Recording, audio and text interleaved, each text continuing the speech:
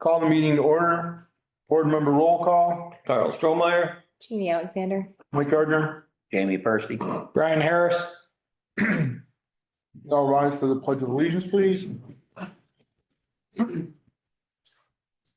pledge allegiance to the flag of the United States of America and to the republic for which it stands, one nation, under God, indivisible, with liberty and justice for all.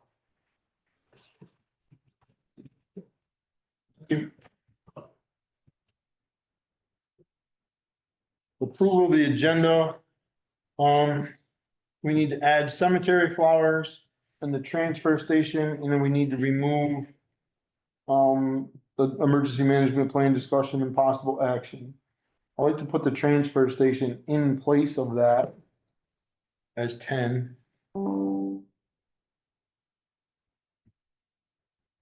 And the cemetery flowers, we can put right in the same place, 10A. Make a motion to accept the agenda with the changes. I'll second that. Any discussion on the agenda? All those in favor? Aye. Public comment.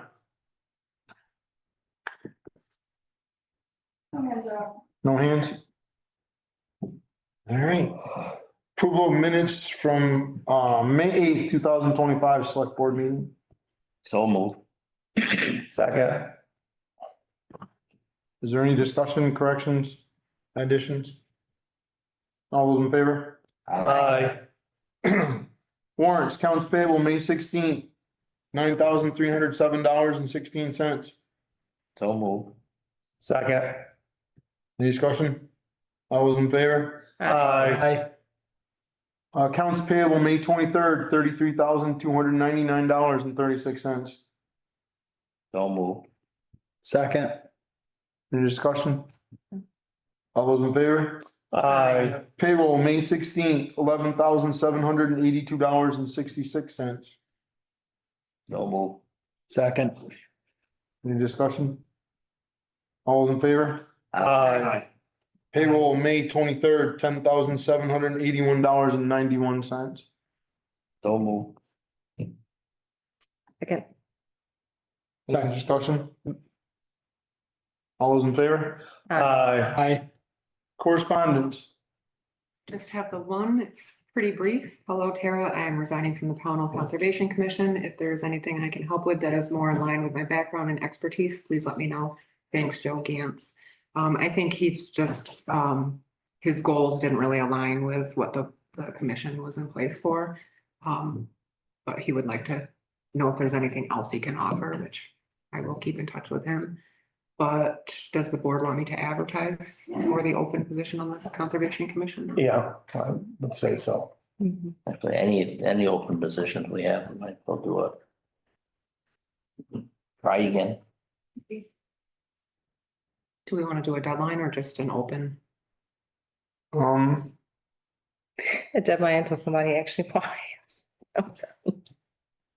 Well, the thing, if you leave it as an open-ended thing, right? If somebody applies in the next week and somebody applies 2 weeks later, how do you just determine, is it a first come, first served thing?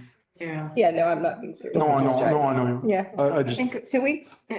yeah, how about we say like June 10th and Right. then we'll bring them to the next meeting. right, Great. perfect.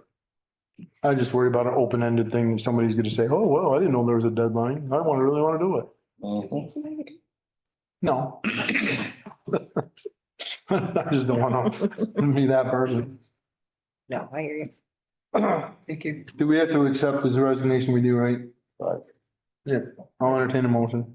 I'll make that motion. I'll second. Have a motion, have a second. To accept Joe Gantz's resignation from Conservation Commission. Any more discussion? All in favor? Aye. thank you. Tobacco and or second class license applications and or excess weight permits. So we have the outdoor license for the American Legion Pownal Post 90.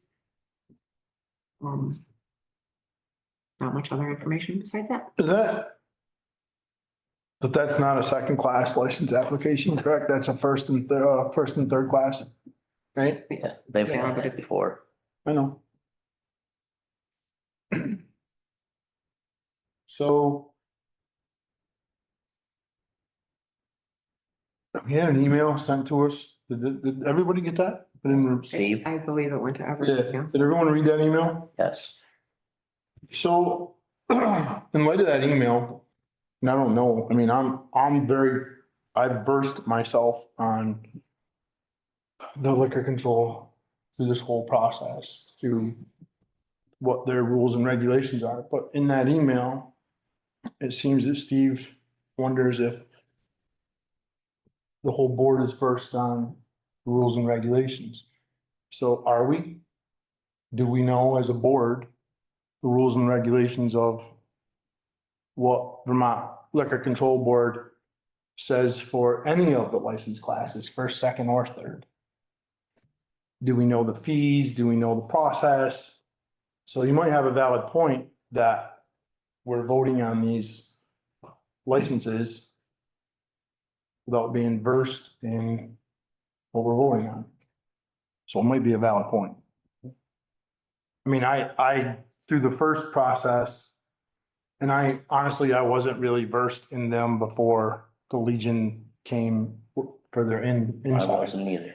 So I did do a pile of research on it and became familiar with the fees and the fee schedule and that kind of stuff. So what's your pleasure? What are you proposing? Because I would say that I have read the schedule, right? But I don't have experience with it otherwise. So I think. I would like to postpone this particular application until our next regularly scheduled meeting in June where everyone, unless we're all familiar with it, if everyone can say, okay, we're good with it, then I'm fine with that. I just think that his email absolutely was a valid email that we may not Yeah. know what we're voting on totally and what the rules and regulations are. And I think it's our due diligence to know and understand that. And this is not their inside permit. It's a permit for their outside. Right. So I would like to postpone this until our next regular meeting on the 12th. Is question on their permit? Do they have a permit? When does their permit run out? That is a good question. I don't believe they have a current outdoor. I Oh, that ran out already. think it ran out already.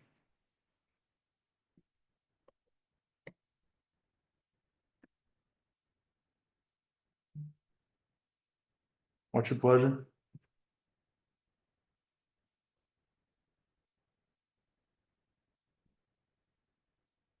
It's one way or the other.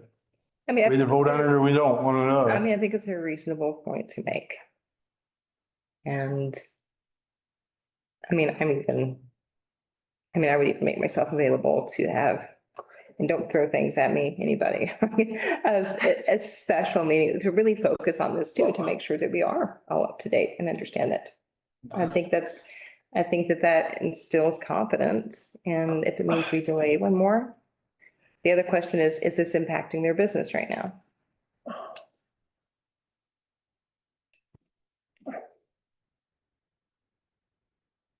Let me ask you this, Carl. I know you're hesitating here. Are you comfortable voting on this, not knowing what the rules and regulations are on the outdoor facility?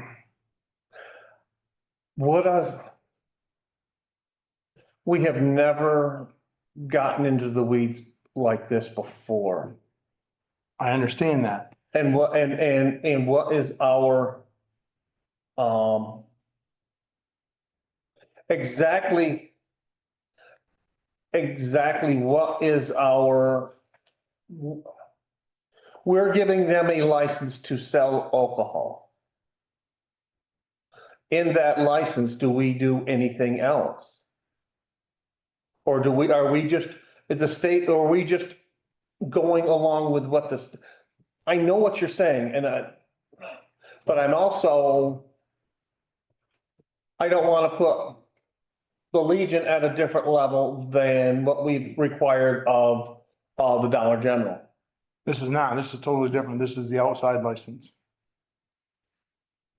And the Dollar General does not come for a first and third class license. They only come for a second class. First class is bar. First class, a first class is a club, beer and wine. Third class is a club or hotel or restaurant or whatever, liquor, whiskey and liquor and then those types of things. That's the difference between. Second class is a retail beer and wine, not serving beer and wine. Correct. We did approve their indoor. Right. So what would be the reasoning to not approve the outdoor? I know that you want to, Right, that's- I understand what you're saying totally. But I think Steve's email was basically trying to say that we shouldn't hold them back from approval. for Any reason, I think, I am not sure. I don't want to hold him back from approval, but I think in his email, he was very correct in saying that even through the first process, we didn't know as a board, right, through the first, even though it got approved, we didn't know the process. And I think he's absolutely correct in that. I don't think we did as a board. As a whole board, probably not. Well, After, So- because I don't know if everybody has read up on that stuff. Mhm. And I hadn't read the whole thing until that particular one had come up. No. Oh, me It neither. applies, I mean, it goes to the town clerk, and then the town clerk presents it to us. Is that how it goes? I believe it, They apply to looks- the The state, state, Yeah. state sends it to Julie. and it Right. goes through an email to Julie and Right. then Julie gives us to me to bring. right, and forward it Okay. on to us. Well, we understand what he wants. We aren't opposed to it as a board. I mean, maybe there's a way to divide this. We vote for this and we also commit to.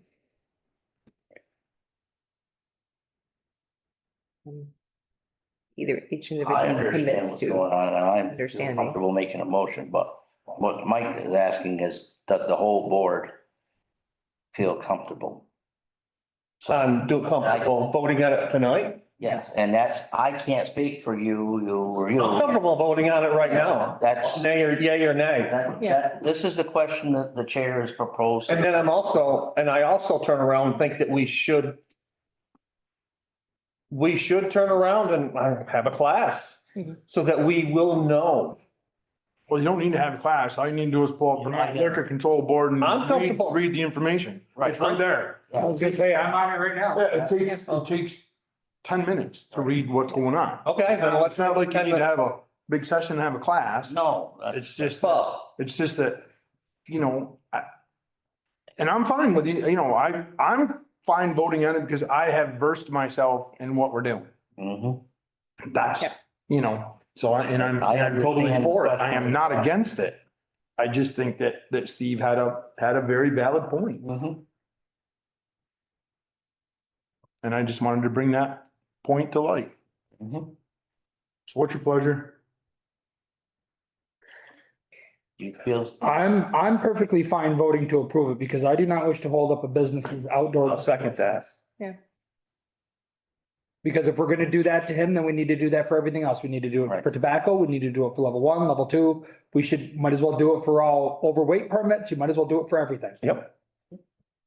Which It is, I'm not saying we shouldn't, I know, but I'm saying if you're gonna do it to one, you better do it to everybody. yep, I understand that. I just wanted Mike's question answered. That's all I was looking for before we move forward. He asked a question, if every individual on this board felt comfortable voting on it. So if everybody does, then we can have a motion. Well, I think I make a Brian- motion to approve the outdoor permit. I'll second that motion. So that's all I was looking for, is clarification from everybody to answer the question that you would ask. Any more discussion on it? All those in favor? Perfect. Transfer station. We're gonna make it quick, Tom. We're not gonna drag this big time. Oh, Tom and I, well, kind of together worked on the operating plan. Is that what you want to do first, or the operating instruction or policy, I mean? Yeah, that's fine. Yeah, Okay, yep, I just want to get on the right, yep. Yeah. on I my, think, that's sort of the good place to start, because Yep, it's got I agree. everything sort of outlined. I only had 2 questions about the operating plan. first, did everyone have a chance to read this, go over this operating plan? Okay. So my only 2 questions are, I think the number of employees that are gonna be operating the transfer station should be in this. And I'm not sure if you all decided if that was going to be 1 person or 2. And then the other question I have is at the top where it says, if the person servicing the transfer station simply needs assistant or consolidating piles, that kind of stuff, call the highway department supervisor.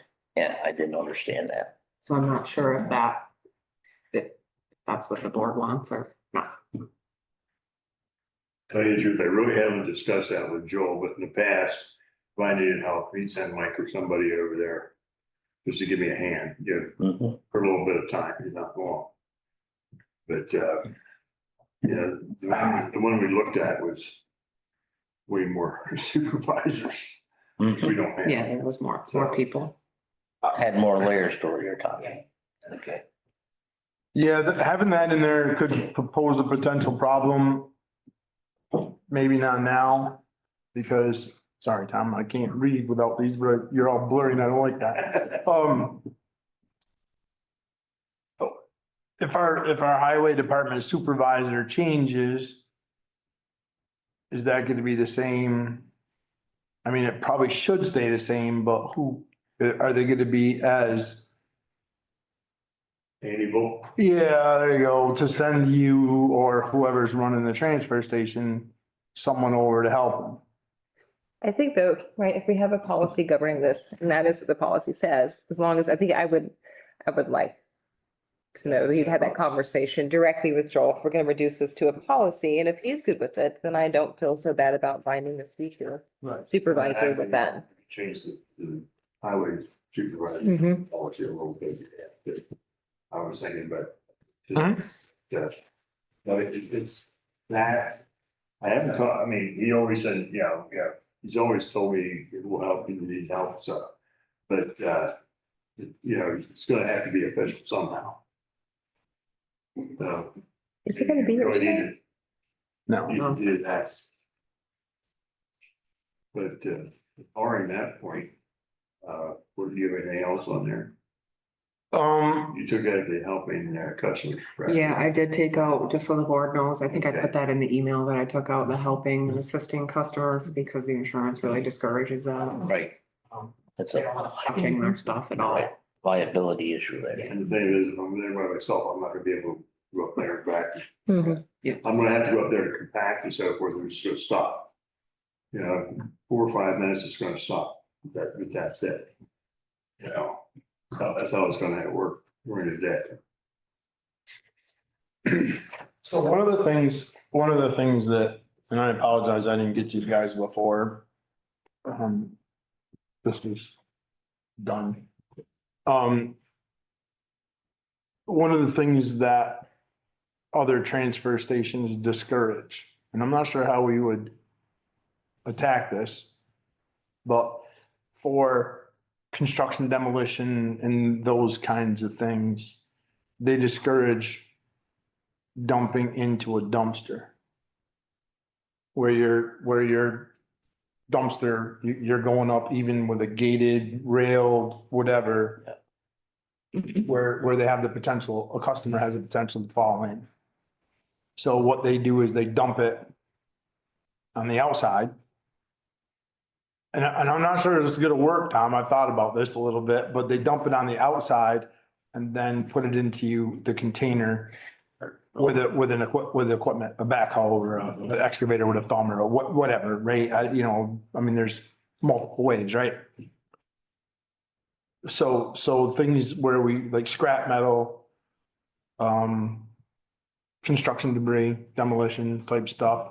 What else do we dump into where it's like a drop box? A bit of, actually a pretty good side of our construction is the indoor construction we have now. That takes care of the drywall, which is gonna put the stuff inside, that's gonna be fine. Mhm. You know, we won't have a problem at all. But we do the drywall, we the furniture, the mattresses and all this other stuff is in there. And, yeah, that, anything that gets wet, that gets really heavy, insulation, you know, home soap, all kinds of things like that. So we try to keep all of that in there if we can, Mhm. you know, and, we would just compact it from the top. Right, but the customer, when they bring it in, stands elevated from the box. Well, it's almost even. Right, that's But even, they're throwing down into the box. They're not lifting. right. There's a potential for the customer to fall into the box. Well, it has been for years. Tom, I'm not disputing the years. Look it, we're going forward. We're supposed to have those rails up. Yes, Those rails need to be up. It's just a point that came up in a conversation with someone who has transfer stations. How would you handle it, right? I don't, Carl, I really don't know. I thought about it, to be honest with you. The only thing I could see is that you would put it and then load it into the Well, dumpster. that's what they do. That's what this other town does. You know, I've talked to a couple times actually. You know, the steel would be easy because you just put that in a pile and then Right. when we're ready to ship it out, we just have somebody come up, we put a thumb on the excavator or the backhoe that we got and put it in. That's not an issue. Does that backhoe over there have a thumb on it now, Tom? no, No, but It's a 98 case. I don't, I'm not sure we could put one on every. well, I'm sure you could, but yeah, there's always ways to do things, but I just, you know, it's just something that I think we need to look at and think about. yeah, I agree with you because we've been lucky. We've been lucky. And all we need is somebody to slip and fall into a dumpster with all kinds of nasty stuff in it. We have railings. All right. And you're right, the railings need to be, the real railings need They to have be been there. down when I've been there, yeah. so they need to be up. They need to be up. Very, very dangerous. Now, there's a couple ways, Carl, I thought about doing this because you did ask. And I haven't come up with the exact answer that I'm really Mhm. comfortable with. All right, but one thing that I thought about was if we had a grapple bucket that goes onto the backhoe, Mhm. right? So you come in and you got a grapple that comes over the construction debris and the metal and whatever, right, on the front. Yep. Okay, I mean, I have one on my little tractor at my house for my sawmill, but, and it works great. I think that would work really good for this. Joel said you need a push point, maybe down and back. And he did say Tom can call him, so we can leave that on the. top. Okay. Well, the thing is, we could dump it inside and take the dumpsters out of it. Just dump it inside, we get enough, we'll fill it up and have them haul it out. Well, I would like Mike to look at that building to see if it's, because I'm telling you, there's a post every time you turn around. And you want to talk about popping posts out when you're packing a dumpster. Well, I think there's a couple things. I think you're right, Carl, but I think, you know, but I think Tom's not. I've thought about that. Just backing up, dump it down in. This bay here has construction debris. This bay here has furniture. This bay here has metal, whatever, right? You know, so that you can get in there on that cement pad, load it with the front end loader, put it into a dumpster, right? So let me ask you a question. Would there be enough room along those lines to not really, because you'd really want the dumpster, excuse me, the other way, not. Right. So you have your building, right, that's longer than it is deep. And right now it's set up for those 30-yard dumpsters to go in Perpendicular. the depth wise, where if you were loading it, you'd want that dumpster parallel with your building. Then you can't get it turned out to get all that. Right. Right, so it's not conducive to doing, but it would, I guess if you were loading them outside, Yeah, if you had it outside, just have the material in there and then just pick it up, take it outside, dump it, and have them come and get it right away. Schedule it. it would be all about scheduling, right? Yeah. Is that a possibility, Tom? I would think so. Okay, I would think so. Could The start only until you're thing ready I'm to really go. concerned with is tires. we fixed that on July 1st. Yeah, Yeah. Okay.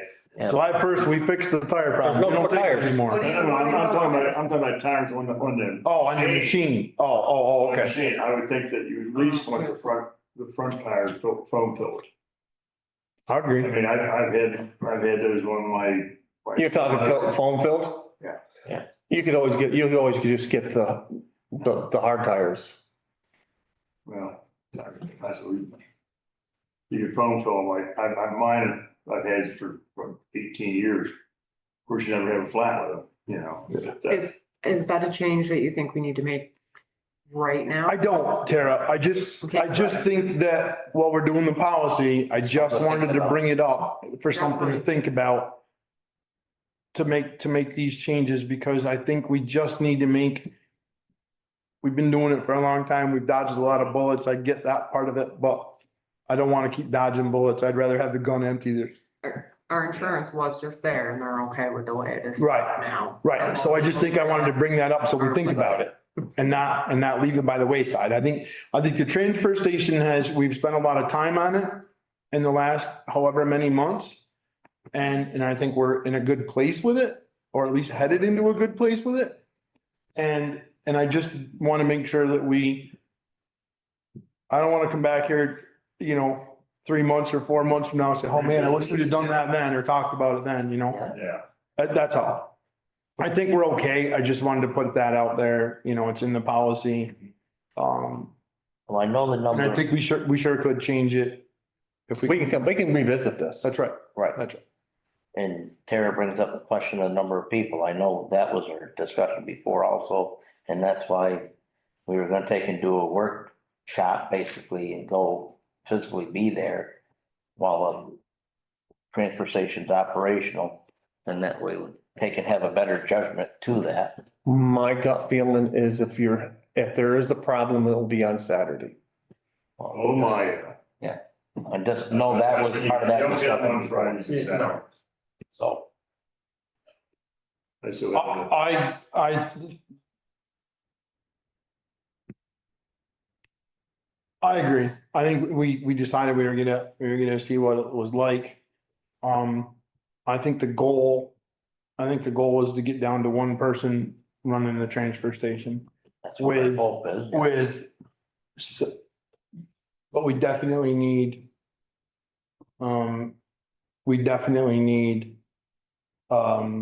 some other people trained, Yes. right? We don't want to have just one person because if something happens to that one person, now what do we do? Right.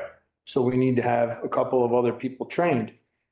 Now, I tried to get in the other day and to the tag out, lockout, and my Joel set me up and it expired, so Tara's gonna try to set me back up. We talked about it, maybe tomorrow we'll work on that. Yeah. So that I can get trained in the tag out, lockout section, myself. But at least I could open up on a Saturday. It might not be Wednesday and Friday, but if something happened to Tom, we could run 1 day a week type thing or whatever. So, Cause you're losing Paul pretty soon, right?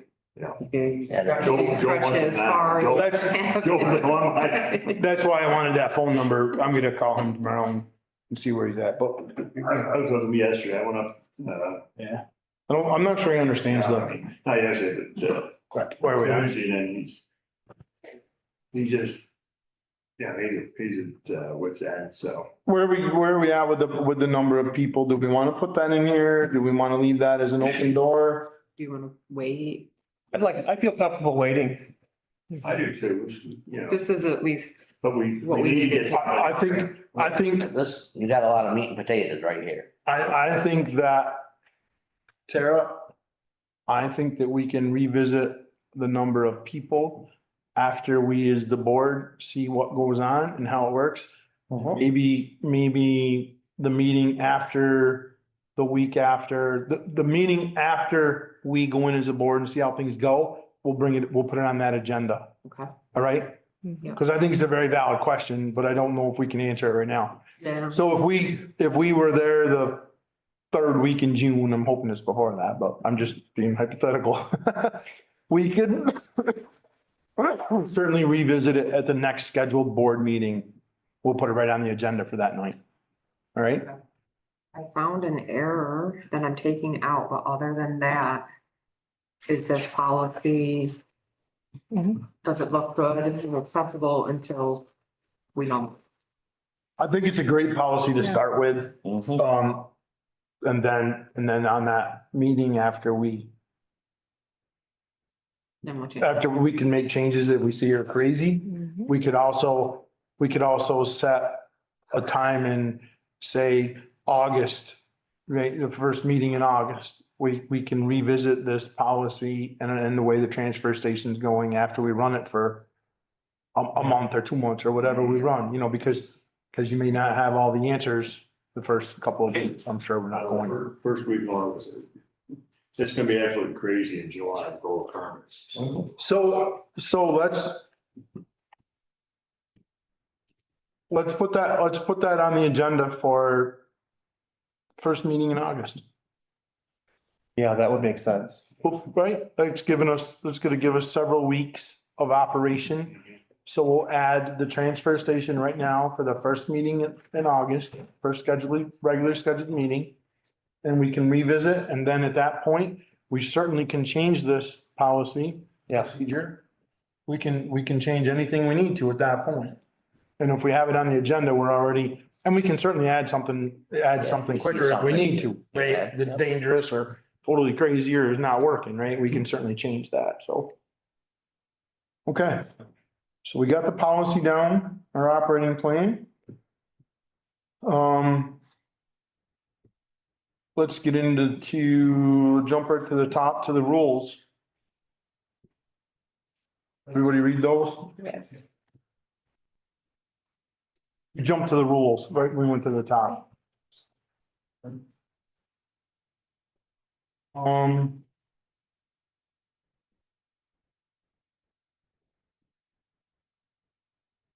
Yeah, the rules, I don't usually have much to do with, Tom.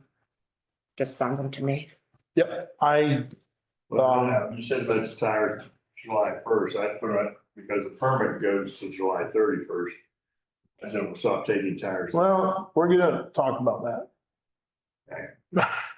But we may have to this year because the permit that people are operating on right now Mhm. goes to the 31st of July, right? Correct. Okay, all right.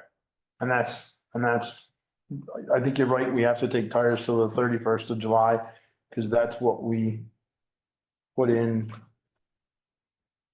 That's how we sold permits last year. Well, of course, they're eliminated on the free dump dates. Yeah. So that's, Okay. Signature and pass out. Yes, please. while we're talking about this,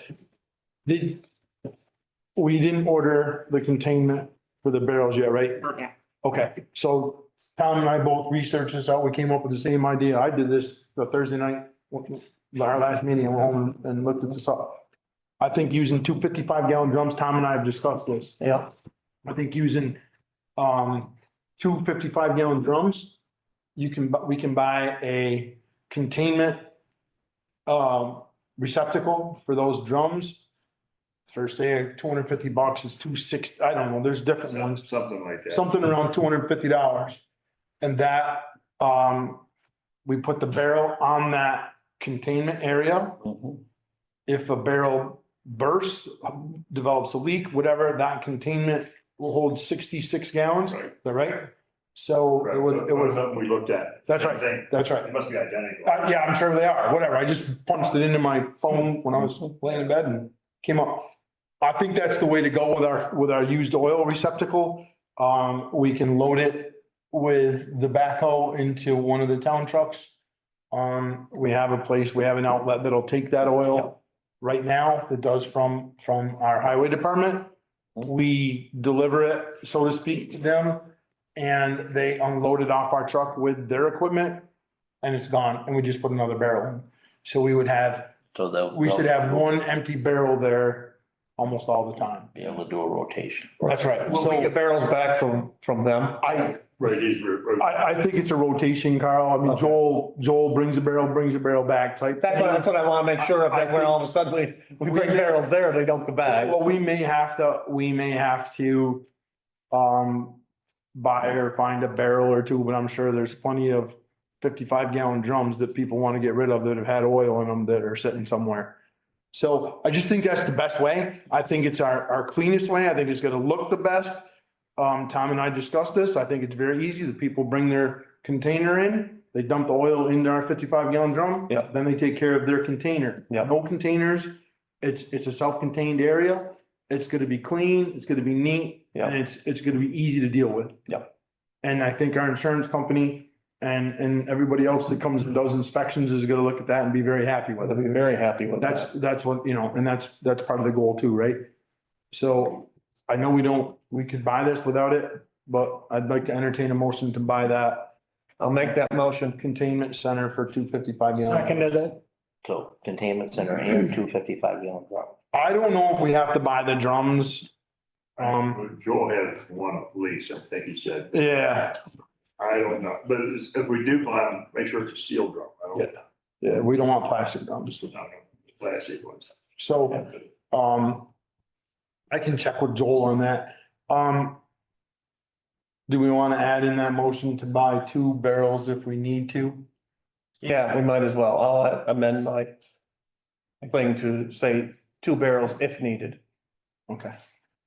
I'm sure we can find a third one. I'll second the amended motion. Any discussion on that? All those in favor? Aye. Aye. Okay, I just wanted, while we were thinking about that, I'm looking at it, I just want to get it done. Yep. I do have a suggestion with regard to these rules though. Sure. I think it could be really helpful at the end if we just include a really simple clause that says these rules or regulations may be amended or changed with 30 days notice or immediately in case of emergency. I think it would be helpful to give us ourselves. some Oh, yeah. room. Yeah. That's fine, Gene. Perfect. I think that can be just added right in here at the end. Yeah. Right? Right. Okay. That's a good idea. Well, I'll go ahead and just start taking that shelving unit stuff down right inside the door there and get rid of those, You can order that containment center, whatever the one, I'm sure it's exactly the same one that we looked at. It sounds like it. whatever price is lower, because I got a feeling it's the same thing.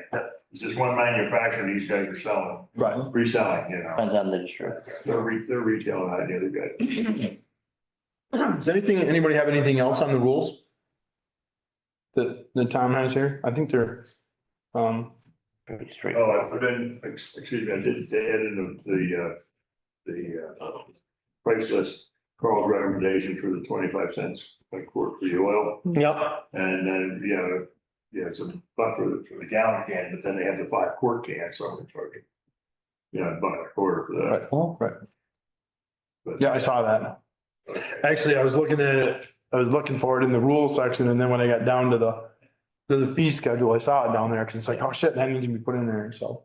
But no, we're good. Well, I'm gonna have to make some signs up that I can make up and laminate and stuff about, the tires and charging for oil starting, July 1st and all this stuff. But the tires go to the 31st. Yeah, I'll make those up and put them around there, but that doesn't make anybody read them. Well, that's right. But at least they're posted. Okay, so we're good. Before we move on, I just have a quick question in regards to the rules, so still on topic. We say the insurance company discourages our employees from helping people basically move their stuff, but it's not in the rules. That's a really good point. That is I think we should add that to the rules. We add that to it. Sorry. Well, I think it would be good for the public to know that. We can I'm send trying to you, squeeze this in just so I have 4 pages, that's. change your font. Change your font down a little bit now. It's the formatting on his thing. I'll cheat it in there somehow. You I'll should take see care of Rejoinder. that tomorrow. The formatting. I don't Yeah, that know. would be wise. That's another great point. Okay, It's gonna be raining, we won't have it. but- And also the typo at the top for will not take tires as a of. Anything else? as a, as of, Yeah. That's why we need to have, that's why you're here. editors here. You are, you got 5 editors right here. I went to business school, and I could type great, I know, it's arthritis. Yeah. It's just awful now. I hit 2 keys at the same time. It's awful. I'm not gonna lie, when it's quiet enough, talk to text is wonderful. It is. Really. It's gotta be quiet. The radio going, cause it'll start writing song lyrics. If you need help, Tom, just send Well, me and say I need, before I go to the print, I'm gonna have you okay. edit the whole thing, just make sure. Okay. But like I said, I'm trying to squeeze it down. I don't have to get the extra Tom. page. Yeah, no, I get it. Can I ask a clarification question? And I just need clarification, and there's a very good chance this is just my brain that I'm stuck. The rules with regards to brush, I'm looking at the rule about brush, taking Right. brush. So brush is limited to 4 inches in diameter and 8 feet in length, period. Any wood pieces over 4 inches will be accepted up to 12 inches in diameter, trimmed of all branches with 16-inch minimum and 36-inch maximum, and will be placed in a separate area. So I guess I'm confused because I think the first statement is that we're limiting it to 4, but it's not really limited to 4 if it meets the other It's in the requirements. brush pile. The other Right. stuff is in the big pile. Okay, People pick it up, take it for bonfires and stuff like that. okay, so there are 2 different things. There's brush and it's defined as And then- 4 inches or less, and then there's wood. Grass and twigs too. Perfect. Okay, thank you. That's all free, so. That was just my personal, I needed to understand, so thank you. I get it. And the question I'm gonna ask is, they don't run a chainsaw there to cut the pieces up there. Yeah, I'm just, So that's where, so I read that too. Thank you. I almost read it. I was just a little bit confused, but I think I know the answer. So where it says, over 4 inches will be accepted up to 12 inches in diameter, trimmed of all branches with 16-inch minimum, 36-inch maximum. That's maximum length and minimum length, right? I think we should put that in there. Maximum, minimum length, maximum length.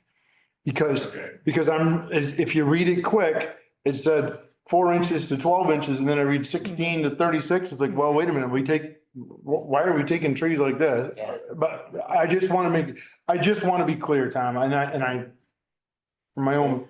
4 to 12 inches across. Right. And 16 or 36 inches long. Yep. anything under 12 inches, we're gonna take it. So if it's worded the way he's just stated, it's Right. a Just the clear, length. Yeah. I just want to make sure that's in there. Just one word.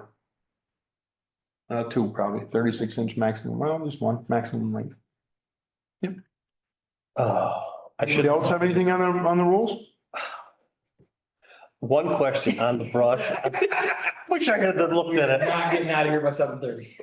No, I'm just gonna be quick, and I'm probably overthinking it. Brush to be dropped off in the field will be charged $2 per heap and pickup load.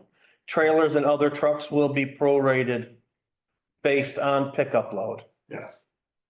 So if you see a trailer, 12-foot trailer, 16-foot trailer coming in that wide, that's like 5 pickup loads, 10 pickup loads, whatever it is, how much they have, how high they have it stacked. So it's just a visual thing. I'm not going out there and measuring them. But, Okay, we do. Well, I think honestly, Carl, and that's a good point, but I think that's overthinking it. I think we can trust our Trust him to do his.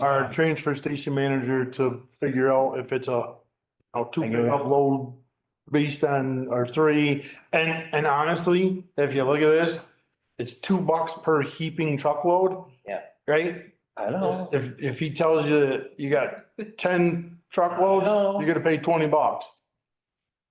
Right? Yeah. It's not like it's. I know. I know what you're saying. I know what you're saying. I had to Yep. say something. Yep, that's okay. It's what it is. All If they don't like that, they can take it to Bennington and drop it off. That's right. And Pennington will treat them very well, maybe. One aside on that, that guy came in with a flatbed trailer with a gate that lays down. He had the stuff down, he had really long stuff. I made him leave, cut it off. And, one of the guys lived on Maple Grove Road said, I see we just got a new, street sweeper. Cause it was just dragging the whole way down to the road. There was shit everywhere. And that's what we're trying to avoid. All of that, that's right, that's right. Yeah, don't bring that stuff in here. We're not gonna take it. Anybody else have anything on the rules? Great, we found a few things and fixed some little minor things. Perfect. Nothing else on the rules? We're all good? Yeah. With the changes that we've come up with, perfect. We're going to go into permit.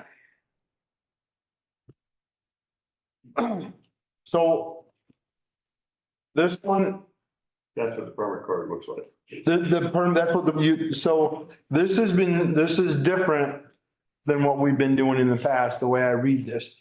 This permit expires June 30th. Or is that my corrected one? That was we her didn't fix correction. that? Well, okay, so that's what I think we should go with. And I'll tell you why. Because our fiscal year, and now's the time to change it. I know what we've done in the past, but our fiscal year goes July 1 to June 30th. And it's gonna make things a lot easier for our treasurer to track that fiscal year stuff. They don't go on sale until July 1st. Why? Because So that's fine. So they don't go on sale till July 1st. So what? They have to, but in order to dump, so they can dump right through June 30th. Let's say June 30th is a Saturday. I don't know what it is, but it's not this year, but whatever. So if June 30th is a Saturday, they can dump June 30th. Right?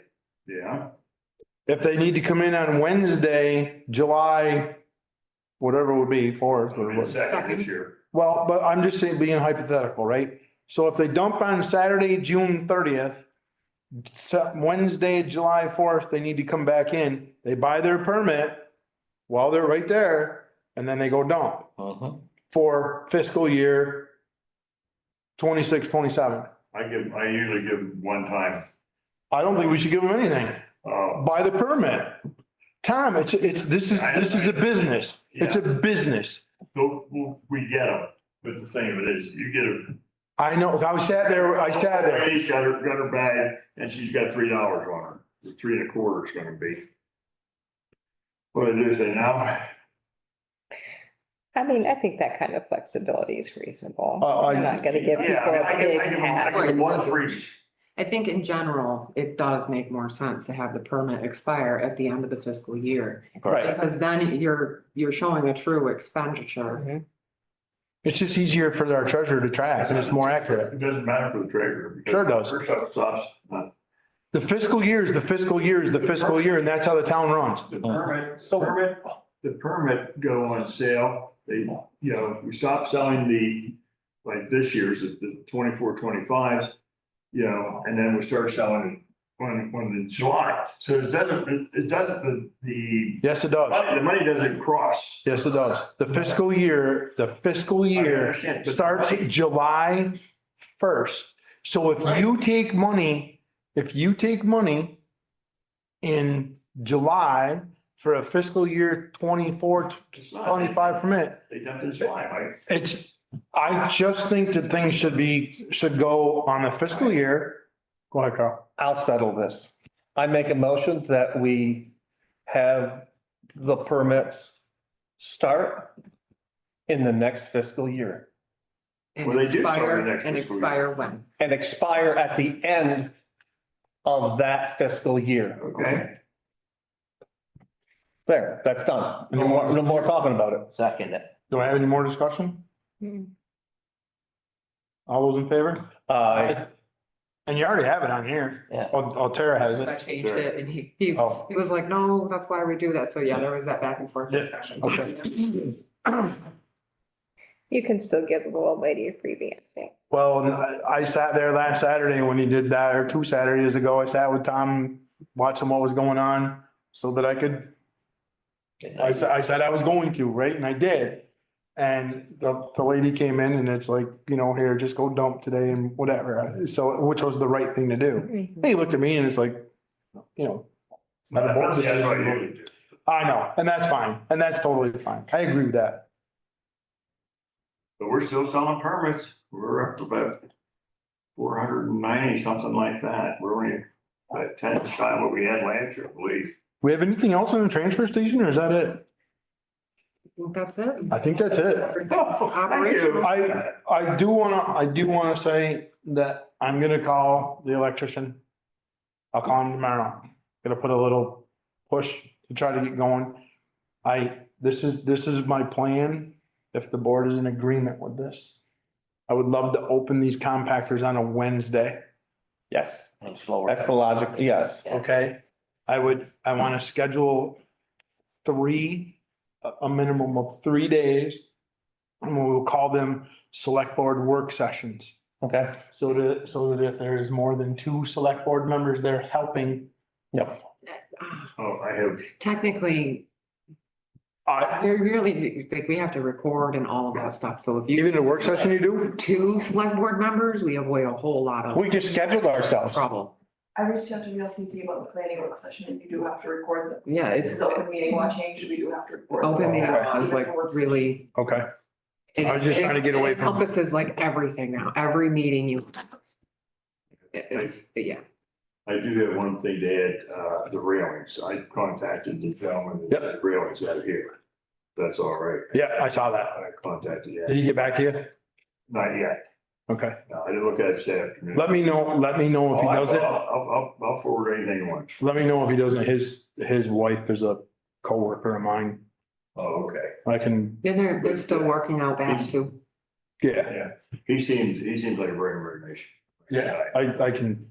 And- Talk to oh, Karen. and Mike, we talked about that foot thing is, Mhm. I said, why don't we just, if he's gonna be up there, have a welder, just put a 4-inch angle in there.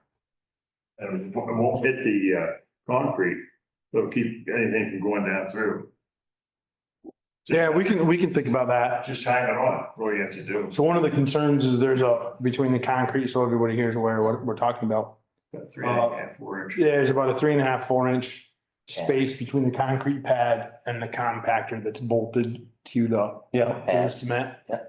So Joel brought the point up, actually, he's scared that a kid or somebody could get their foot inside of that in between the two. It's not gonna be really easy for an adult. But children shouldn't be out of the car, and that's in our rules and whatever, but we all know that may not be the case all the time. They help. So we have to prevent that from happening. Yep. And one of the things that Joel thought was like a piece of belting and we screw it down or whatever, but a piece of angle iron may be welded to that. Yes, Really permanent, it doesn't. That's right. That's right. it'll help keep debris down there also. Yeah, well, you're gonna get debris blowing in, doesn't matter. Sure. Right. So I mean, it's a bigger, we can ask him about that when he's there. yeah, no, I Jay's pretty good. did ask him about that, Oh, so okay. I might be adding that when the, Okay.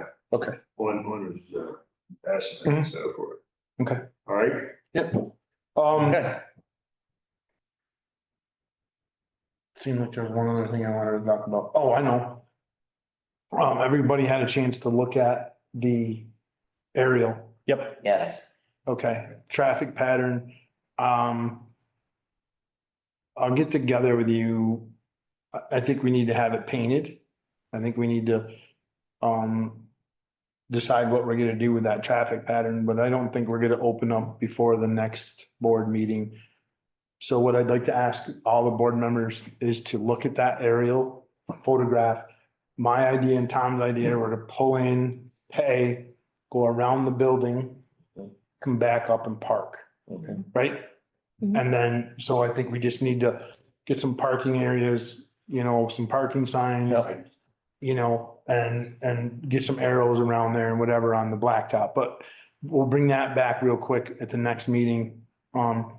Just look at that, everybody, in case in case I'm not seeing something or Tom or whatever, please. I need one thing. Sharon, do you have some kind of program or something that I can label the things on, leave them on there so I can send them to the engineers with permitting? To what they are Label what kind of. on the photograph, on the computer. Mhm. You do that? Yeah, I can do that. All right, well then. You forward me the picture and you. I'll get with you early next week now, hopefully. That works. We'll try to get that done. I'm coming in on Tuesday for the two Yep, things. I think Joel said he's gonna come, say, well, we have to take that. I said, yeah, you Joe, you do. Yep. Okay. So, okay, is that it? That's it, Tom. All right, Thank you, thanks so Tom. much. Thank you. I think we got a lot done here. Yep, we're gaining. Alrighty. Cemetery. We all have a nice Memorial weekend. You too, Tom. So as you can all see, there are over $300 worth of flowers behind me that were purchased for cemeteries, and for flagpoles around town. It's something the town does for Memorial Day every year.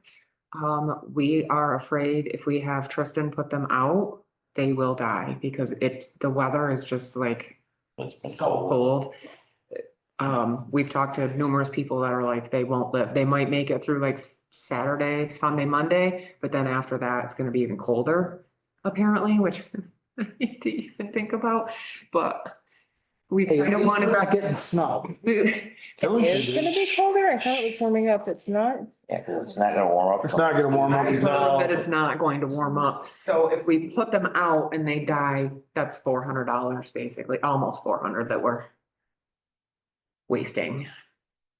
We can wait and put them out. What does the board think? People do care that they're out on Memorial Day, so it's a- People absolutely will be upset if they're not out, but I feel like people are gonna be upset if they see them and they're dead. You know, it's a catch-22. I'm not sure what to. We can't control the weather. And I hate to say it, but we do put them out for Memorial Weekend. I say we put them out. If the weather kills them, the weather kills them. I mean, it's end of May, almost beginning of June. We can't control that it got cold this late. Yeah. I mean, Very true. going forward, if people want and they're concerned about dead flowers, we could put artificial ones out going forward. I'm just saying, it is an option. No artificial flowers in my town. Mike has vetoed the idea. Yes, I have. I say put them out. We bought them for that. If you're gonna wait for good weather, they could sit inside. Are you making the motion? I will make a motion that we put the flowers out as we normally do. I'll second that motion. I'm just looking at the weather, but. It's too depressing, don't. Jump out, come on. Don't do it. I have a motion and I have a second. Any more discussion on that? I kind of agree. All those in favor? Sorry, flowers, good luck to you. It's fine. We just didn't want to make the decision ourselves. Yeah. That's fine. No. No, you're right. That's our job, right? Health officer discussion and possible action. So as you all know, our health officer resigned. We did get all of the phone and the laptop back today in the mail. So Mike is acting health officer at this point.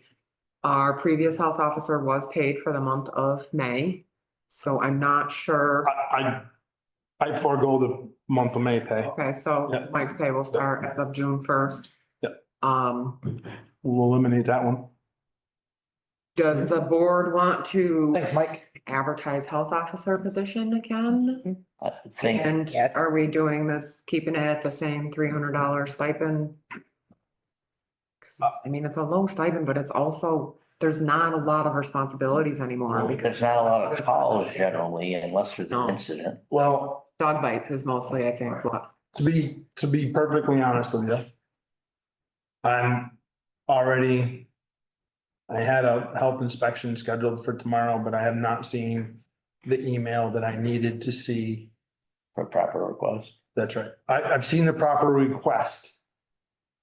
But I did not see where the landlord notified the tenant Okay, properly. okay. And I asked for that. Okay, because it needs to be 48 hours. Yep. Okay. I had it all set up for the sheriff's department to go with me tomorrow, which I'll text him and cancel that. I had a call tonight about, apparently there's raw sewage going on the ground in another place. So I'm not sure if the health officer is gonna be active, if there's gonna be, I know there's less responsibilities, but I think there could be more involvement with the responsibilities that are there. Mhm. And that's, I think, because I think it was so non-existent for a while. Right. I also like your point, to be perfectly honest with you, but I have a question about it. with instead of advertising this position all the time, which we never get anybody to fill the position, and then when we do, it just seems like it's a failure. So do we add that to the chairperson of the select board? If you're the chairperson, you're also the health officer for the town? Now, the only question I have with that is, you know, the rules like as well as I do. If the chairperson changes, then then is it a forced resignation from the health officer? How would we, and I don't think that there's a problem with that.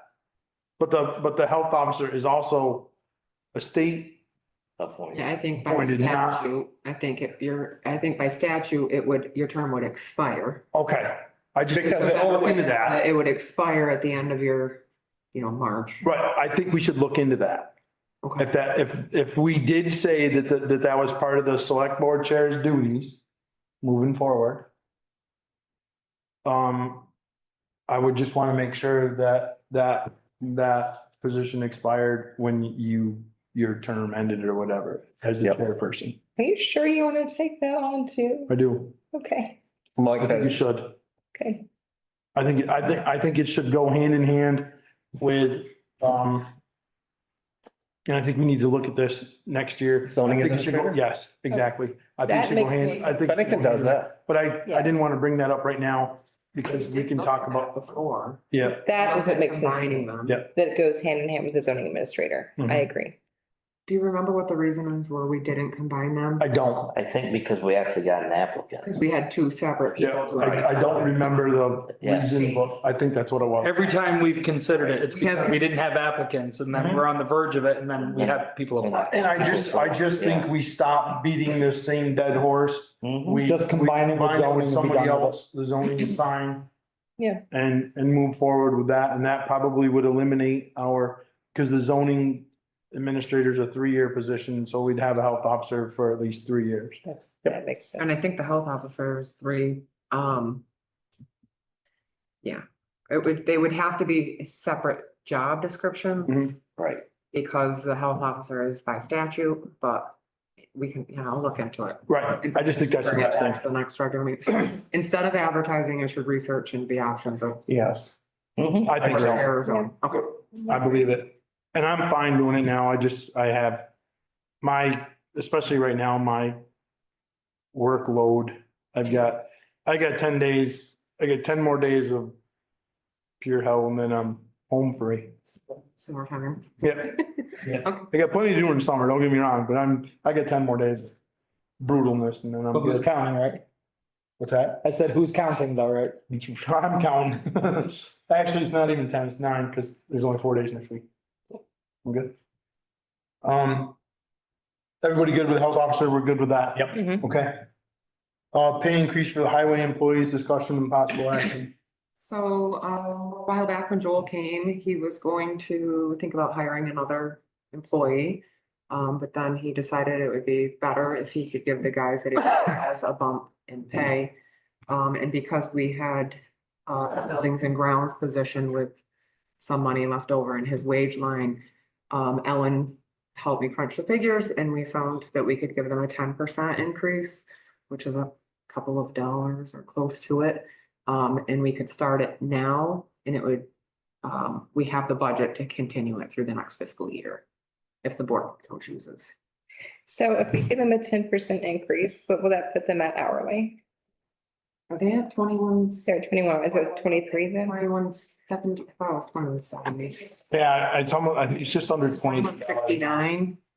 Yeah. It's just under $22 now. So what would it take to get them to 25? And the reason I'm asking is because like Williamstown, I think starts at like 30 or close to that. And I know that we have trouble keeping people on our road crew and we need a road crew. And I know they work really hard. Williamstown has much I know. tax base and I totally get it. college and it's hard to compete with them. Yeah. We can compete with other towns that have the same, like other towns in Vermont that have the same population and amount of roads and Yeah. all of Yeah. that. To get them to 25, I think if we start in November, really looking at the budget and increasing the budget to make sure they get that. Mhm. that's when to do it, I think. Okay, I totally agree. I agree with everything that's been said right here. I agree with the fact that, there's no secret that our road crew is aging. There's no secret that the days of a person working for their town, whether it's this town or any other town in the entire country. There's a sense, there used to be a sense of pride, and we have that with our road crew. Right. But there's, that sense of pride doesn't run real deep anymore. You work for Nope. your town, right? yeah, Because you work for money. but yeah, but we've all got bills to pay. Right. Those people that work for their town and take a less or a lesser amount of money. Yeah. They don't run that deep anymore. Like it used to be, there used to be a sense of pride that, you had a Town of Pownal shirt and that's who you work for. That's, our guys have that. Don't get me wrong. I'm not saying that out because our guys have that and it runs very deep in their blood, for sure. It's just not there. So I think Jeannie's right. I think we need to bring that pay scale up. I think right now, if we can give them a 10% increase right now, I think we do it. 2338 approximately. Yeah. and And it's then not revisit that that again far. in November, What's that? revisit it again in November to increase. When we do that, When we start. Budgeting. Yeah. when we start budgeting, I think we revisit that and we give them as much as we can see possible to give them. And then we can have some time to do some figures, comparative figures to other towns and that Right. kind of stuff. It's a good idea. Yeah.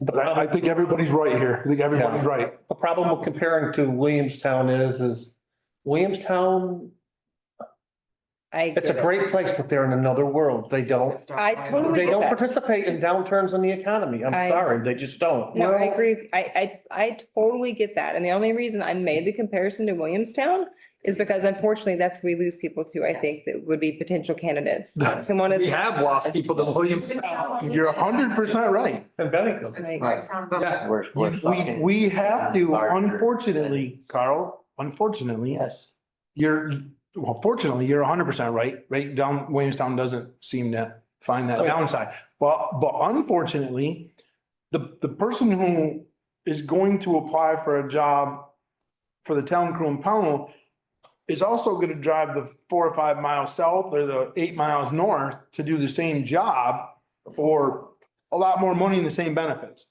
Does the person that takes our job have to live in Pownal?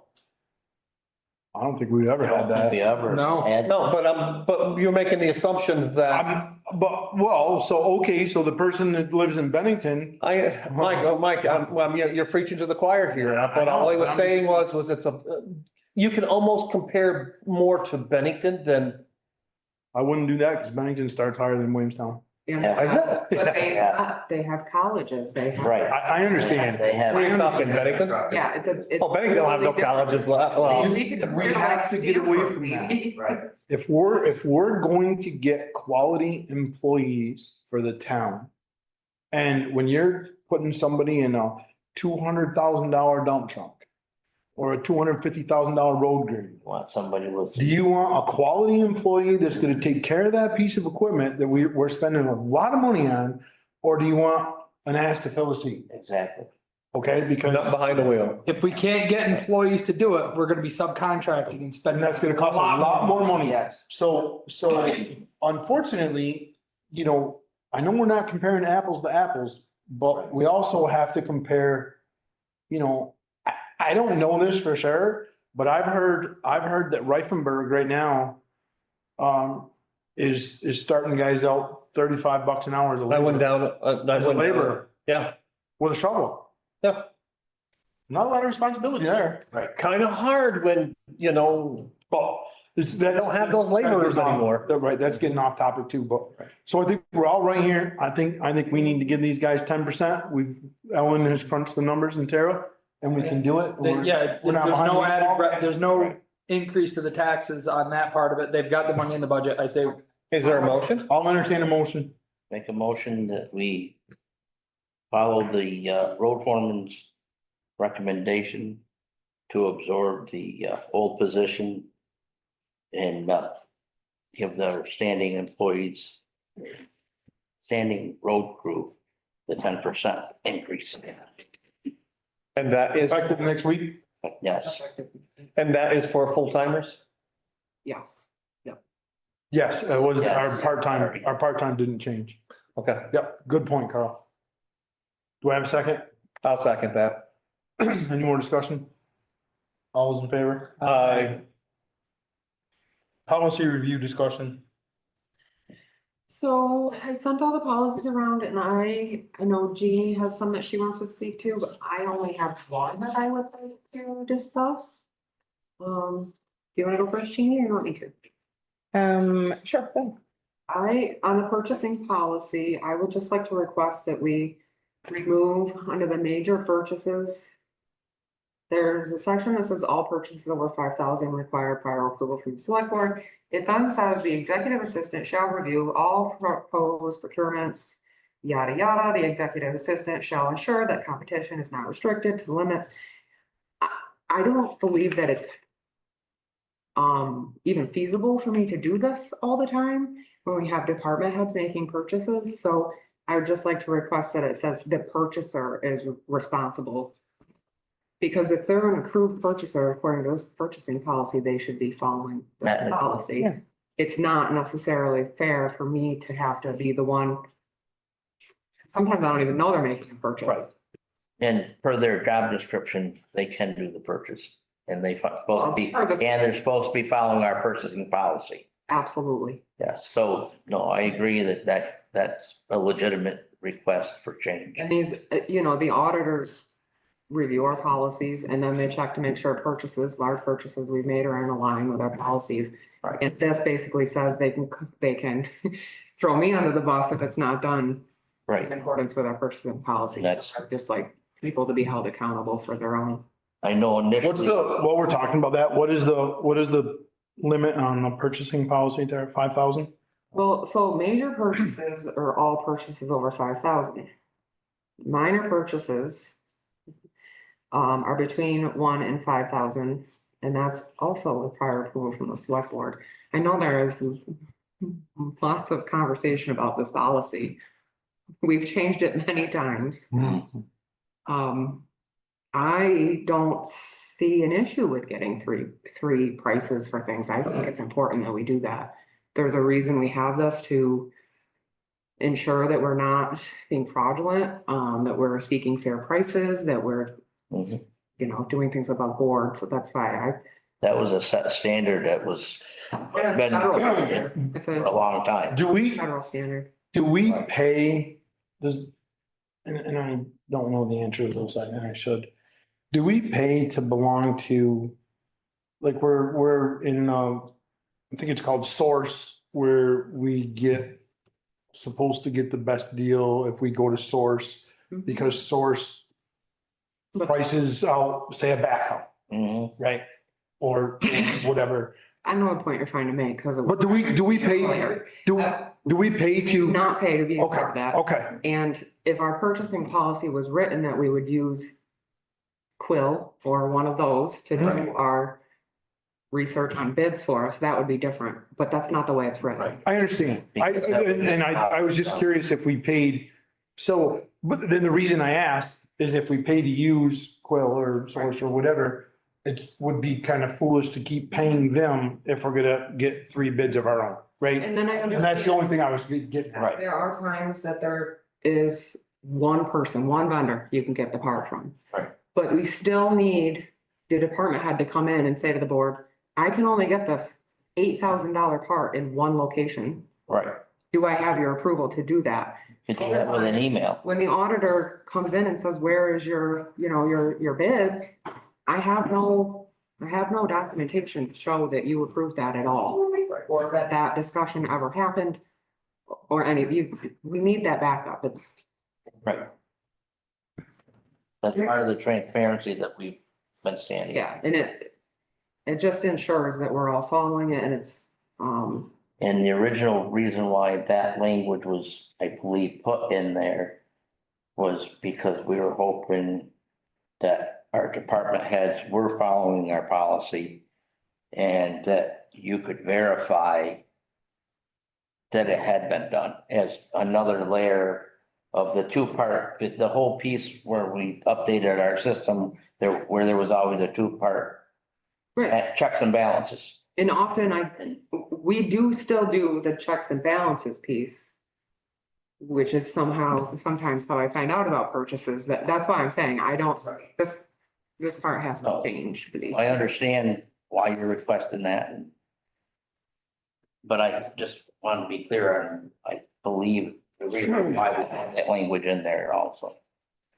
It just, like, when we put things out for bid or when we buy a large purchase, we keep all of those, the free price quotes, we keep the bid if we put one out, if it was in the banner, it all goes into a folder.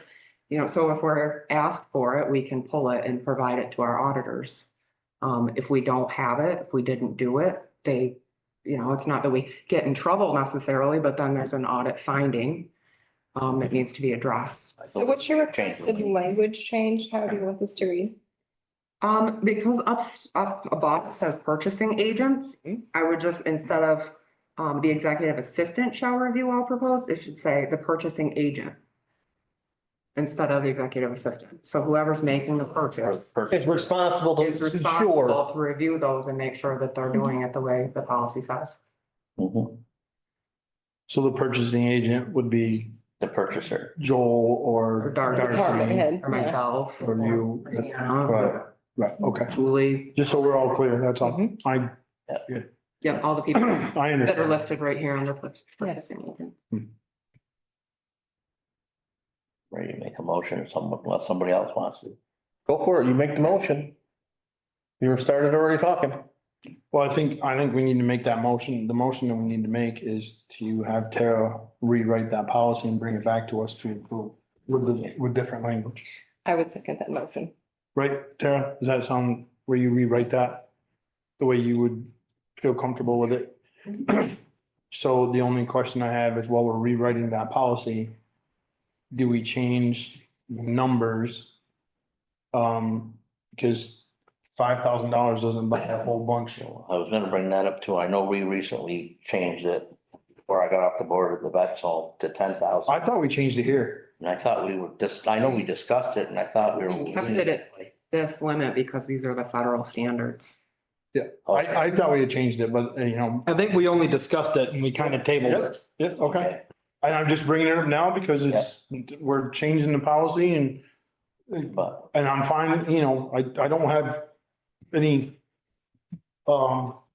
you know, feelings one way or the other. I just wanted to say, okay, where, you know, what are we, What else? yeah, what else could we change on that if we're changing it?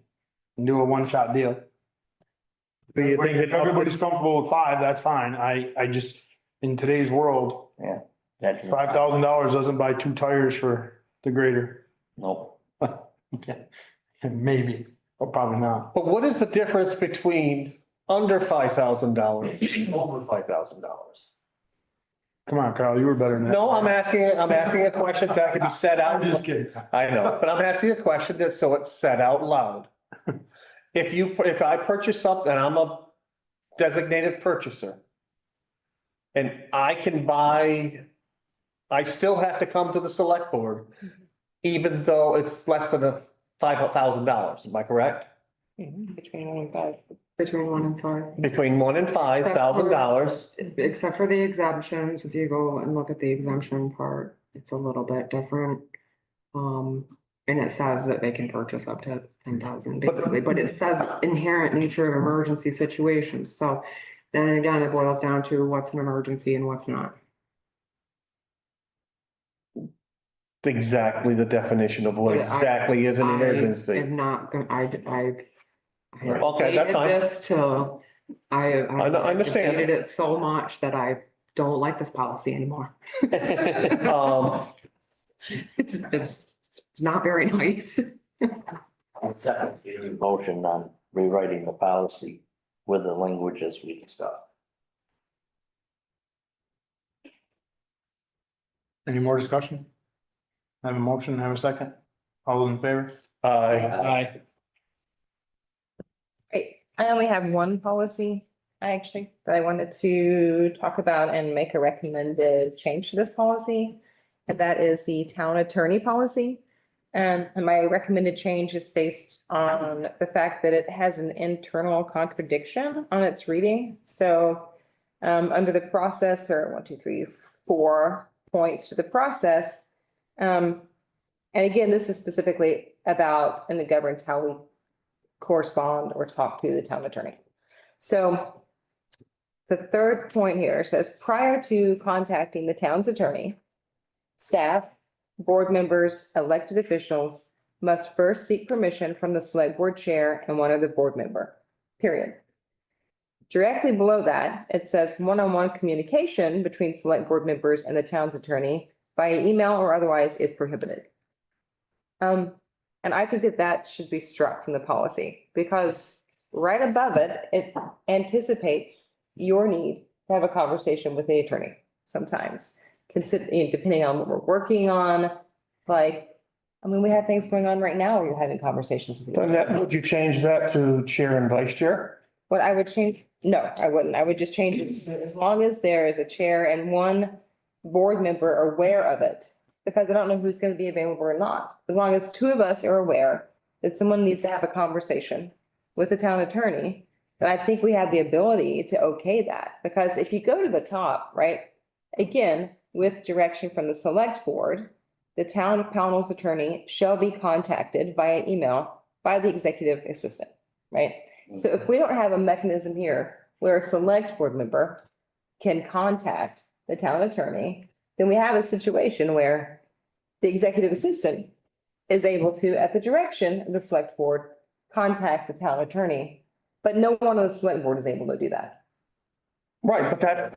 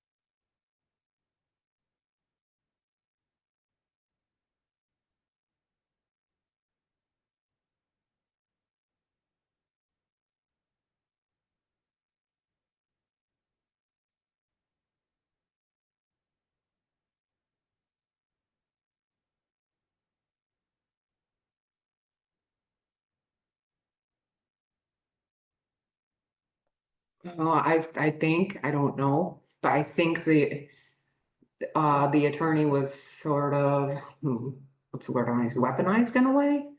Mhm. By one, That's a good point. Yeah. one or even more board members or officials or whatever against others. So I think that's why the policy, why they tried to do it this way. Go ahead, Jamie. So I believe we did this. Everything that you just said is correct. Any select board member can reach out to VLCT, their legal department, even though they'll give you an answer and say you should confer with your town attorney, but if you look up statute, the town attorney is gonna give you the same answer 99% of the time. And it's just so we don't all individually ask whether it's the same question or a different question, but We racked up we don't, thousands in attorney fees. yes, With people asking questions to the attorney individual. that could easily have been sent to VLCT. Yes, And there were circumstances where you had multiple board members asking the same question, all independently to the lawyer, and every email was like, well, there's $100, there's $100, there's $100. And so then when you see that email chain of like Yeah. one sentence correspondence back and forth, and you're like, holy crap, that's $1,000 conversation there. I get it. And That was the reasoning behind it. Okay, Yes. so that, I totally get that. That makes sense to me. Because I know how easy it is to rack up lawyers' fees. And I know what lawyers are charging, right? So I agree, we have to be careful with that. I completely agree with this. But what I'm saying is this policy as it's written appears to be internally inconsistent. So what I Do would, you have a recommendation for how to better word it? yes, what I would recommend then is hearing all of those concerns.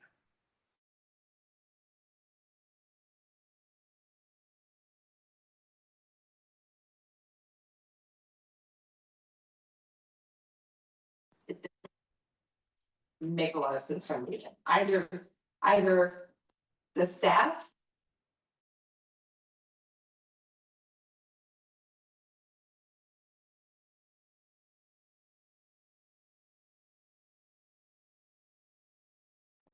Do that, but then you have you have a clause underneath it which says, actually, you can't do that.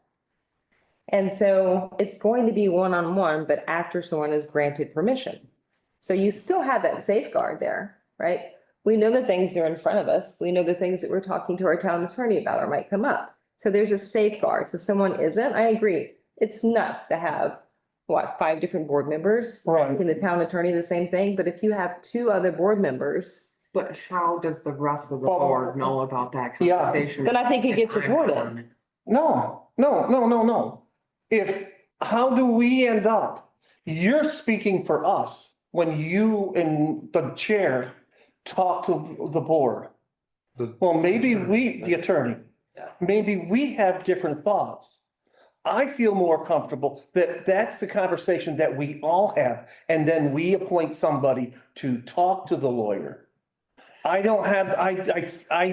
am very weary about this. Well, there's 2 of us and we can go contact a lawyer. I'm sorry, no, that bad things can end up happening. Well, that's the way the policy's written right now. So That's the way the policy's written right now. take that out, have it so that, and for somebody to go talk to, we talk about it as a board. And what do you do in emergency instances where something comes up? Right, we contemplate potential emergencies in multiple policies at this point. We're like. Then it would be the chair and vice chair. well, anytime we. Excluding if neither one of them was applied, then it would be one other person. Anytime we've had an emergency. we Okay. send That's out what it says. emails. Yeah, So the the board reason, knows, and then that the chair, executive assistant, vice chair is conferring due to the circumstance. I think there's a That way the couple, whole board is knowledgeable of the situation. I think there's a couple ways to fix this, right? And I'm not sure what Jeannie has for ideas. Right. Okay, I have no idea. So I think the one-on-one communication was because it was weaponized, Mhm. right? The attorney was weaponized. I think there's a couple things in here that are missing as I look at this. Nowhere in our policy does it state that our commissions and boards, such as the DRB, Planning Commission, Conservation Commission, it doesn't state in here that they can't, as I read this, it doesn't state in here that they can't contact the town's attorney. Well, they would need direction from the select board though. Well, do they? I mean, Yes, it says it right there, Yeah, what does it say? right at the top, with the direction from the select board. right. They have to have, They'll be contacted through me, basically, is the first one. But it doesn't say that they can't contact. Sorry, That is a cool effect. no. It sounded pretty cool there, didn't it? It did. It's with direction from the select board, the town of Pownell's attorney shall be contacted via email by the executive assistant. But it doesn't say they can't. okay, yeah, I see where you're going. It It's not really clear. doesn't say anywhere that the only, and I think it needs to be, It also should change where it says including clear, select board I chair and understand. vice chair. I can't do that if we're including Jeannie because she's on the lawyer expertise there. That was my next point. And the problem was excluding the vice chair out of that equation because the chair and vice chair should both have equal knowledge so that if there's all of a sudden I kick off or Mike kicks off, Hey. there's somebody that is, He put himself first at least. I put myself first. I know, thank you for that. I also think that in here, so I think this needs to be a little bit more defined. Because it doesn't really say that. So let's say it's chair and vice chair, contact the lawyer over whatever, right? I don't, and maybe I'm missing it, and I could very well be missing it, but it doesn't say in here that correspondence to the rest of the board will be in a timely fashion. I don't know how to word that the right way. That's fine, I can note that. You know what I mean? Does that make sense? Jean? Where if Carl and I go to the lawyer about whatever, Any emergency. some sort of an emergency, right? Where, and maybe it's here and I'm just not seeing it. Where does it say that the rest of the board will be, Notified within 24 hours. well, or whatever? Yep, that sounds fine. But what this also would do, for example, is give you and Carl the ability to allow Jamie to reach out to the attorney or someone else. So that members of the board have the ability to have a conversation with permission first. Right, but that would only be in an emergency situation. Or Otherwise, it would be a vote of the board. And that's what I'm really push towards a vote of the board because I think we all should be involved when we turn around and send somebody to the lawyer. Well, that's what I'm saying here. We don't have a mechanism to notify the rest of the board in a timely fashion, right? So tomorrow, let's just be hypothetical. Tomorrow, you and I have to go to the lawyer over something that happened. Where's the mechanism in this policy that the rest of this board knows about it tomorrow afternoon or Monday or whatever? You see what I'm saying? There's no mechanism in here that would say they're not notified until the next board meeting. I mean, the mechanism would be that the executive assistant notifies the rest of the board in a timely manner. And Right, but we don't have that in here for her to do. Oh, no, I agree. We can add that. I know. Yeah, I got Right. And I'm not trying to add more to you. I'm trying to, right. No, I understand. making a clarification. Yeah, I just want to be, and I think that some of this was done kind of in haste for particular reasons and we didn't, because we didn't really have one and we just kind of hastily got something put together, right? So I think now it does need to be revisited and I think we're probably in a good point, in a good spot to do it.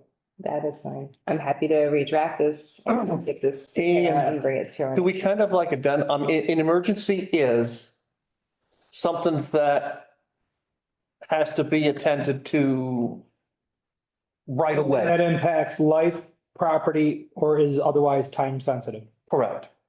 I just think that to make sure that we put a connotation exactly what a definition of emergency is. Well, I don't know if you can do that, Carl, because there's gonna be certain people gonna have a different perception of what an emergency is.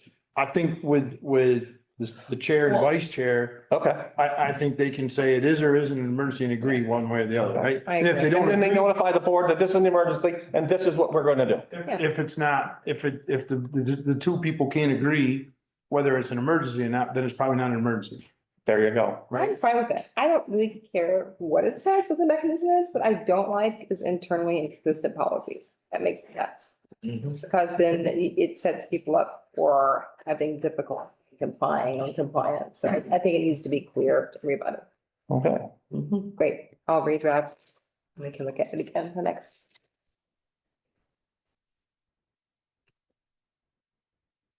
Anything else on policy? Spend enough time on that one. Well, needed to be done. Okay. Updated job description. E91 coordinator. Hannah worked on these and sent them all to you. So yeah, there was the three, Hannah's updated one, board secretary and the E911 position. What's your pleasure? Want to do one at a time or all three? All three. Everybody have time to read those over and Earlier. everybody good with the updated job descriptions? Right now, yes, but I'm sure in a year or two from now, we will want to change things. Or next week? Or next week. Or next Hopefully not that soon. As things grow, now that happens. Yeah, Sure. things change and, You know, I'll entertain a motion to approve the updated job descriptions for the E911 coordinator, board secretary and administrative assistant. I'll make that motion. Can I ask a question? I'm sorry. Go ahead. Well, do I have a second? Okay, now discussion. Sorry, Jean. So thinking about your job description, like, that's a pretty big job description. You feel good with that? Like, I presume, Have you seen all of them? yeah. They are. I think your job descriptions are nuts, quite frankly. I mean, I think they feel unwieldy, even just to, and I understand, like, when you're breaking down your daily work, it's really hard to say, when you're documenting every single thing, it's huge. I just want to make, everybody is good with their job description. That's what I'm asking. Okay, Thank you. okay, They are long. Yeah. But they're, that's okay. eh. As long as they're accurate. you can just have it be one word, just everything. Yeah. Whatever needs to be done. Yep. as other Windows. duties are assigned. Windows, garbage removal, whatever. All good. Anything else? Any more discussion on that? You good, Jeannie? I'm good. You're taking away where. Have a motion, I have a second. All those in favor? Aye. Employee performance review discussion and schedule.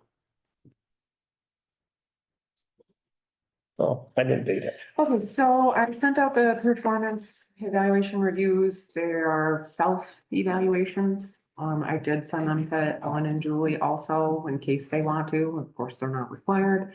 But I'm just wondering what the board would like to do for a schedule, because when we established this review procedure, you all discussed meeting with department heads after they sort of collect all of their employees' self-evaluations, and then you'll meet with department heads.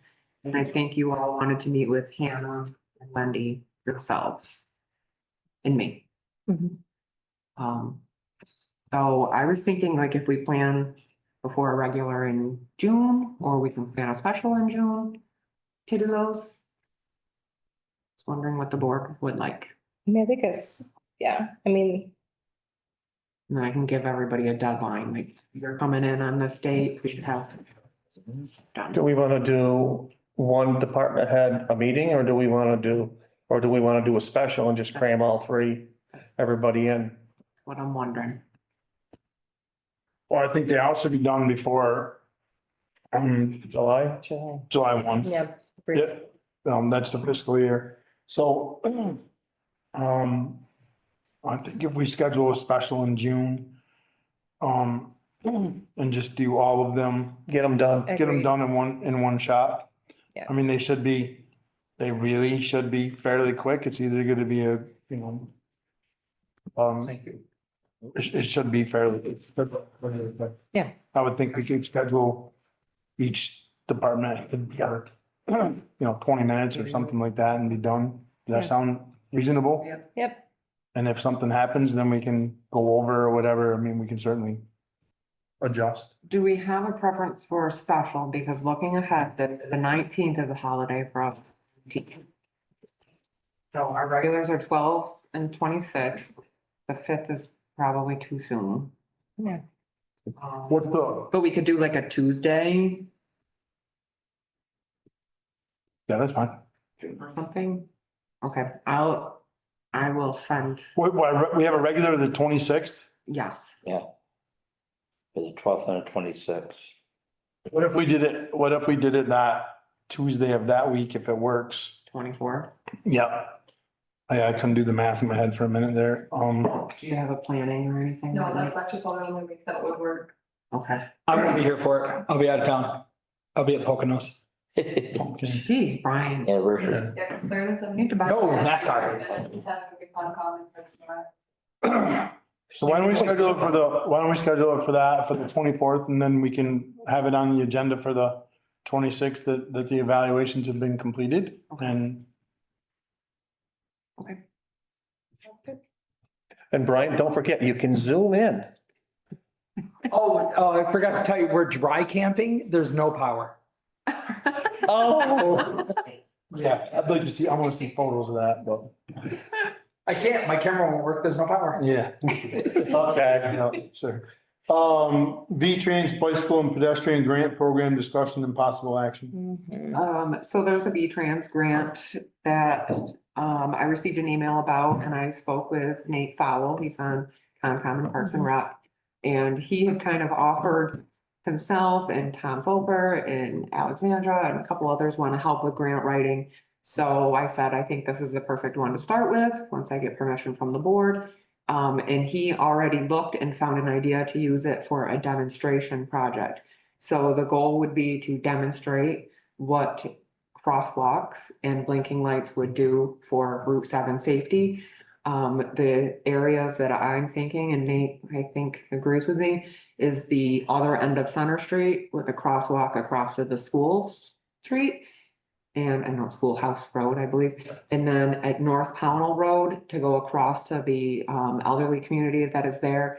And those were recommended by BCRC when they did the studies to, and a couple other studies to increase the connectivity to those two main areas of the village center or the town center. So that would be the goal, to apply for that grant, to implement a study, basically. I mean, I think it's great. I think we need a focus on pedestrian safety, location wise. So that would be the initial study, and then we could build from that, because the place that I see people crossing all the time is between Winchester's. And then Yes. across, that's where I'm always worried that someone is gonna get hit and killed that far. I see folks running across that constantly. Someone has been hit there. Yeah, recently. A long We were talking about that. More than one Yeah. person has been hit there. It'd be nice if you did that and then link the stuff down in Pownal, like the Mhm. church and the library. Depending on cost and that sort of thing, Right. maybe we could do all three. I'm not sure. We would have to. If they could explore that, that would be great. And then maybe we can come back and talk about locations, but I agree that there's definitely a need for this. So yeah, just initial steps right now, just seeking permission to apply for the funding. What's board pleasure? I would make a motion giving permission to apply for the funding for the V-Trans and bicycle pedestrian grant. Or Second that. Any more discussion? All those in favor? Okay. SWIP discussion, it's, You're next. Scott Grimline. Thank you for waiting patiently, Scott. No problem. You Thanks, can pull up a chair, you can stand at your choice. thanks for accommodating my schedule, Tara. Congratulations on your award on today. Yeah, so last time I spoke to you, it was largely about that village center plan you're just referencing. Now I have my other hat on, which is the solid waste district manager for the Bennington County Solid Waste Alliance.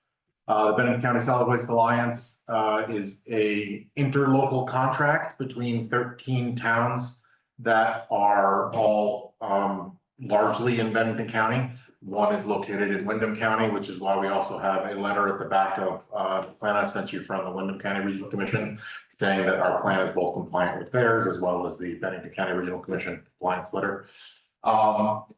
The solid waste implementation plan is largely a tool that we need to register with the state every 5 years to say, this is how we are going to meet the requirements laid out in the state's materials management plan, which is just a law that applies to all of the towns throughout the state related to requirements about doing school outreach, business outreach, and other education efforts related to the, recycling, trash collection, food scrap ban, all of the other solid waste laws that exist within the state. And also, related to how we will manage the household hazardous waste facility that, that we operate out of Bennington. A couple of additional, items have been added to it this year. There's a couple of additional items related to the, website that are just some basic updates related to making so the text can get larger for ADA compliance and color, making sure that there are options for people who need website accessibility. And then the other new item is that the solid waste alliances throughout the state are expected to work with each individual town and with your emergency management crew within those towns in order to identify and plan for post-flood debris collection and management.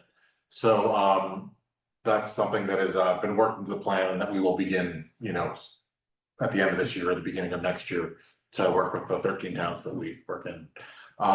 But effectively, I'm here, as part of our interlocal contract, the plan does need to be approved by the 13-member towns of the alliance. And, I think this is a nice opportunity to be here. And if you guys have any questions generally about what the Bennington County Solid Waste Alliance is doing, how we're doing, how we're effectively spending the resources that we ask the town to give us to be part of this program, and any other questions you might have about again, this sort of process of the solid waste management that we do for Bennington County Solid Waste Alliance. So like I said, the SWIP plan is that was put in front of you is largely a template. It's a lot of it is formulas that the state gives us and says, if you have this many residents, you have to reach out to this many businesses. If you have this many schools in your region, you have to reach out to this many schools per year and things like that. So a lot of that is sort of a bit of a formula plug and play. And there isn't a lot of room in this particular document for us to be creative or to sort of create, sort of espouse a vision for how we want to either work more closely together as towns or try to meet certain goals. But again, happy to discuss any items within the plan or to discuss any items related to how the Bennington County Solid Waste Alliance operates and what we do. So yeah, that's basically. That's it? Oh, wow, you're quick. And part of your thing is taking the hazardous waste, am I correct? So one of the things that Things that you do for us. largest costs that we have to manage is the state requirement that every town provide opportunities for their residents to dispose of toxic, poisonous, or other noxious, landfill banned materials. Yep. The household hazardous waste facility, we actually, this Monday was our opening day for the season. And, we manage that at the Bennington transfer station. It's a by appointment situation. Residents pay $5 to come and dispose of up to 15 gallons of waste at a time. And we sort, store, and then send that waste out to be properly disposed of, safely disposed of, or recycled, depending upon what that waste specifically is. Often it's incinerated, but it depends on what the individual waste is. With our paint, for example, all that is recycled. With our batteries that we collect there, that is sent out for recycling. The other thing that the SWIP does is and a lot of the things that are listed within the SWIP are listed on our website. But it is a nice opportunity for us to recategorize and make sure that our lists are updated. So what we did in advance of this is to go through and say, okay, do we know where all of the textile collection boxes are within the county? Do we know where, which of the businesses, shops that are collecting oil from the public are, so you don't have to go, you don't have to wait, you don't have to go to the town HHW day, or you don't have to go to the get an appointment to dispose of used motor oil. We have listed on our websites, participating auto shops that collect it. Same thing with car batteries, auto shops and auto places, things like that are banned from the landfill. Recycling opportunities, et cetera. So that is also been included in all the appendices of the document and is available on our website. Something similar to what Bennington's doing with their tires. They send people to the tire places and say, that's where you're gonna return your tires there, not to us. Right, and actually that's that's again, tires are one of the things that we have listed. If you go to our website, we have A to Z, Yeah, list, and tires is one of the items on there. And you click on that and it tells you places where you can bring tires. Yeah, those are kind of things that are difficult to dispose of, even for a town, and not always necessarily cost effective. So the less of those the more the public that's able to use these other resources, and the more you can educate. not put a strain on The more you can educate them when they get their tires changed, just to let the tire guys pay them and pay for them right there. So those are the types of things that we try to educate the public on. We have myself, I have 20 hours of my week is working on solid waste issues.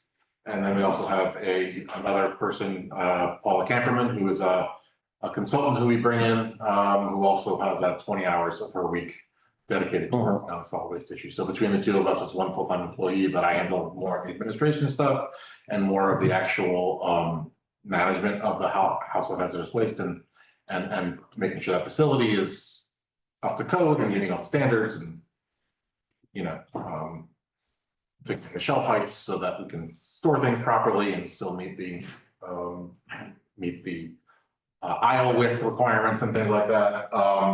And then Paula does a lot of the face-to-face outreach. She does the Saturdays at the farmers markets. She does the panel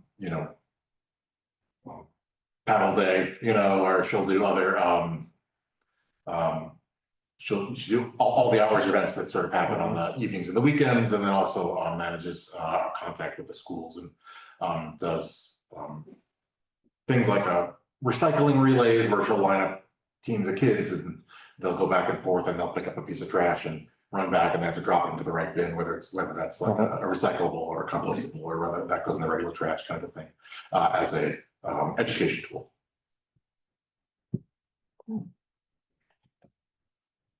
Anybody have anything else for Scott?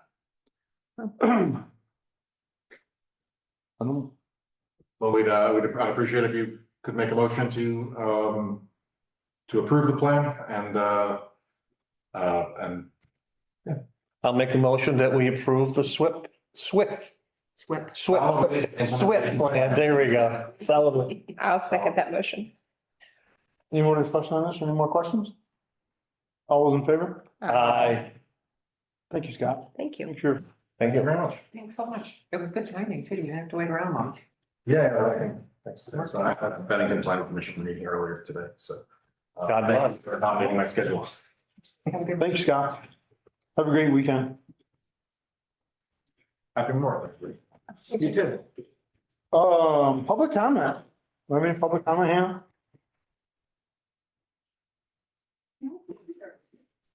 No hands are up? I'd like to say something before we go, Mike. Sure. I'd like to say it's National EMS Week. And if you see an EMS worker, thank them for their service, past and present. Anything else? I'd like to congratulate Tara on an award that she received this week. I think it's a well-deserved reward, or award, not reward, reward for the hard work that she's put in really. Mhm. I think it's well-deserved, for sure. Thank you. Should have brought it with you. It's hanging in her office. Gotta hang it out. And if it's not,